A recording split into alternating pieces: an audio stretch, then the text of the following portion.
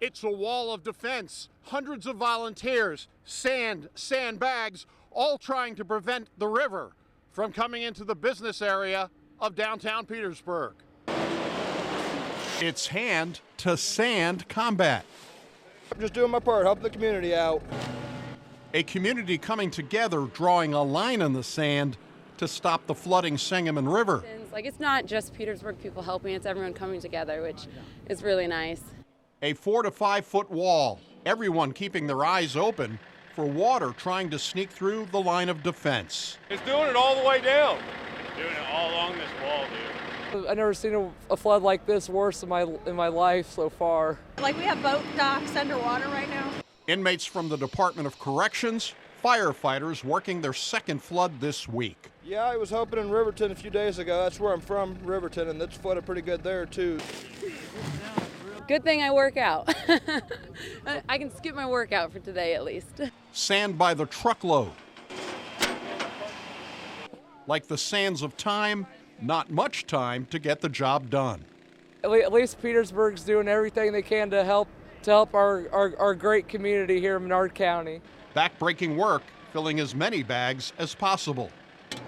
More than 50 each. I don't know. We've been down here for like 4 hours. Yeah. Fighting the flood.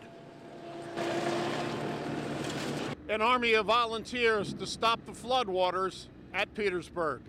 Doug Wolfe, WAND News. High water, well, that's an understatement. 2 days of heavy rains. The rains have stopped, but the flooding, it's going to take a lot longer to go away. Pumps are going nonstop. You don't have to worry about parking because getting down Walnut Street is going to be a tough nut to crack. The Air Force is grounded in Villa Grove, but if you're lucky, you have a boat. These Ameren workers found an innovative way to do their jobs. Just checking gas meters and then make sure the electric, making sure that we don't have any electric problems. Wearing a soggy nightshirt and in bare feet, Pastor William Henry is waterlogged. But our sump pumps have failed, so we've got 36 inches of water in the basement. I had to salvage what I could. The Cornerstone Baptist Church flooded in the 50s and had a bit of water in 2013. Couldn't find my swimming trunks, so I put on my nightshirt. You did? You're pretty cold down there, I'll take it. It's pretty cold out here, too. Neil Henry stayed up until 2:30 this morning as the water came close to his house. How does this compare to the flood 2 years ago? I think this is worse than the one 2 years ago. A lot more water. Yeah, a lot of water. It'll be quite a while before vans like that one run, if ever, and basements dry out. In Villa Grove, Doug Wolfe, WAND News. I'm at the Sangamon River just south of the Lake Decatur Dam. Now, usually there is a big drop-off to get down to the river. Problem is the water's so high right now, it's right at the top of the banks.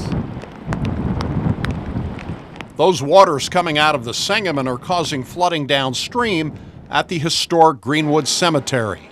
We're going to have to wait for the water to go back, but it could create problems. We're hoping that it doesn't. The water creates all kinds of interesting, if not wet, situations, like ducks swimming among the grave markers. And the water brings things that will have to be removed.